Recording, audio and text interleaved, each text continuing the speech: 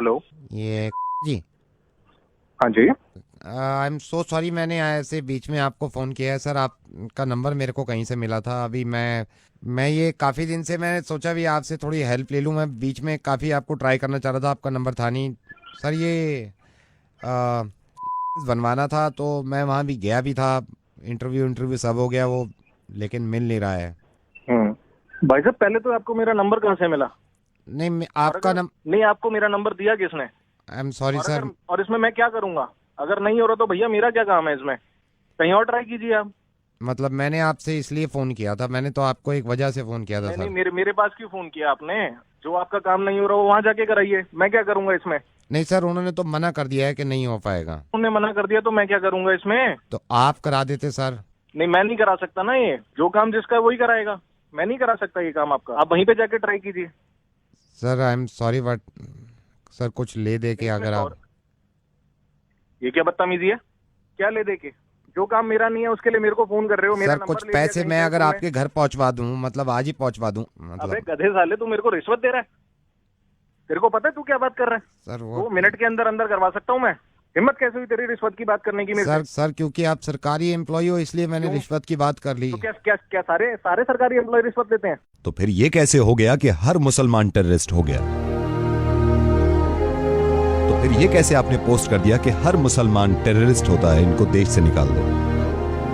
आपके बताने से पहले ही मैं इस बात को मानता हूं कि हर सरकारी आदमी रिश्वत नहीं लेता। मैं इस बात को लेकर बहुत शर्मिंदा हूं सर, कि रेडियो पे आने के बाद मुझे इस तरह की बातें करनी पड़ रही हैं। जब मैं आया था ना रेडियो में, तो मैंने ये सोचा था कि सिर्फ हंसी मजाक करेंगे, किसी को समझाने की जरूरत नहीं पड़ेगी। कितनी अच्छी बात है आपकी कि आप एक गवर्नमेंट एम्प्लॉय हैं तो आप रिश्वत से नफरत करते हैं, जो कि करनी भी चाहिए। लेकिन इतनी ही नफरत एक दूसरी कम्युनिटी से है, जो कि आपके साथ रह रही है, जो आपके साथ रहती थी और रहेगी। साहब, मैं रेडियो मिर्ची से नवेद बोल रहा हूं, और मुझे लगा कि मैं इस तरह आपको समझाऊंगा तो शायद आपकी समझ में आ जाए।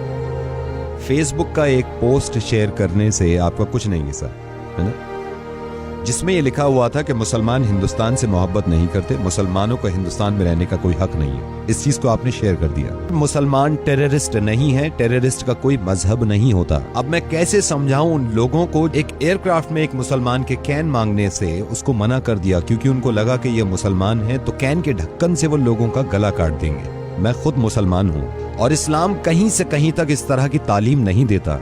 मैं आपको सही बताऊं, इस्लाम गले काटने की नहीं, गले मिलाने की बात करता है। बल्कि किसी भी मजहब में एक दूसरे से नफरत करना और एक दूसरे को मारना ये कभी नहीं बताया जाता। हिंदू, मुस्लिम, क्रिश्चियन, बुद्धिस्ट के घर घर जाके नहीं कह सकता मैं कि एक दूसरे से मोहब्बत कर लीजिए। और उन लोगों से भी मेरी नाराजगी है जो मुसलमान होके हिंदुओं से नफरत करते हैं और इस बात को बढ़ावा देते हैं कि हिंदुओं से नफरत करो, उनसे नाता खत्म कर दो।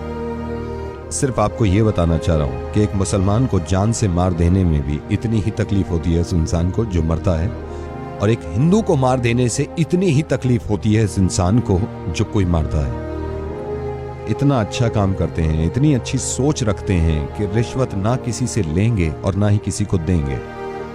और मुझे मालूम है ये फेसबुक पे जो आग उगल रही है आजकल, ये पता नहीं कहां से शुरुआत हुई है और हम सिर्फ पुश करते हैं इस बातों को। जरा सोचिए, अगर आपको इस बात का अंदाजा हो भी गया कि आपने गलती करी, तो आप जिम्मेदार हैं उन 150 लोगों के जिन्होंने ये जाके शेयर किया है। और अब आपकी जिम्मेदारी बनती है कि हर किसी को जाके बताएं कि नहीं, मुसलमान गलत नहीं होते, मुसलमान साथ में रहते हैं, मुसलमान एक दूसरे से मोहब्बत करना जानते हैं। अगर हमारे मुल्क में या दुनिया में कहीं भी कोई इंसान कोई गलत काम करता है तो उसके बाद फिर ये नहीं देखना चाहिए कि ये हिंदू है, मुसलमान है, ईसाई है, बुद्धिस्ट है। उसकी सजा एक इंसान के तौर पे उसको मिलनी चाहिए कि ये काम इसने गलत किया है।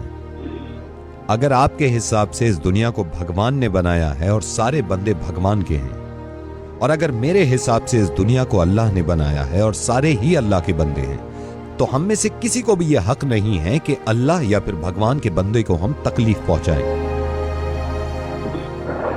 एंड आई एम सॉरी अगर कोई बात बुरी लग रही है आपको। मुझे इस बात पे ही बहुत ज्यादा खुशी है। यह भी हो सकता था कि आप फोन डिस्कनेक्ट कर देते अगर आपकी जहनियत वैसी होती, लेकिन कहीं ना कहीं मुझे ये लग रहा है कि आप बात को समझ रहे हैं। आप इस बात को बिल्कुल गलत मत समझिएगा कि मैं एक मुसलमान होने की वजह से फोन कर रहा हूं। मैं एक इंसान होने की वजह से फोन कर रहा हूं। किस तरह दुनिया को ये समझाऊं कि कोई साहिबा अगर बुर्का पहने हुए हैं तो उनसे डरने की जरूरत नहीं है। किसी इंसान की अगर दाढ़ी है तो जरूरी नहीं है कि बॉम्ब उसके पास है, क्योंकि जो इंसान अल्लाह के खौफ से दाढ़ी रखता है वो किसी का दिल नहीं तोड़ सकता, बॉम्ब से तो क्या उड़ाएगा। फेसबुक पे न जाने किसने ये शुरुआत करी थी एक इंसान के फोटो के साथ। मुझे इस बात से बहुत ज्यादा खुशी है कि मैं जिनके साथ काम करता हूं आधे से ज्यादा हिंदू हैं। 10 साल हो गए मुझे, 10 साल हो गए, आज तक छोटी सी शिकायत ना मुझे उनसे मिली ना उन्हें मुझसे मिली। इससे ज्यादा बड़ा एग्जाम्पल हो नहीं सकता हमारी मोहब्बत का। नावेद, आपसे वादा करता हूँ कि मैं लोगों तक ये मैसेज पहुंचाऊंगा कि ये काम ना करें और ये सब गलत है। बहुत बहुत शुक्रिया, धन्यवाद, थैंक यू सो मच। अब मैं आपसे कुछ कहना चाहता हूं जो सुन रहे हैं। एक दूसरे से इतनी नफरतें करने के बाद मुझे तो यही अंदाजा हुआ कि कोई हिंदू, कोई मुस्लिम, कोई ईसाई है। क्या सबने इंसान ना होने की कसम खाई है? प्लीज इंसान बन के रहें।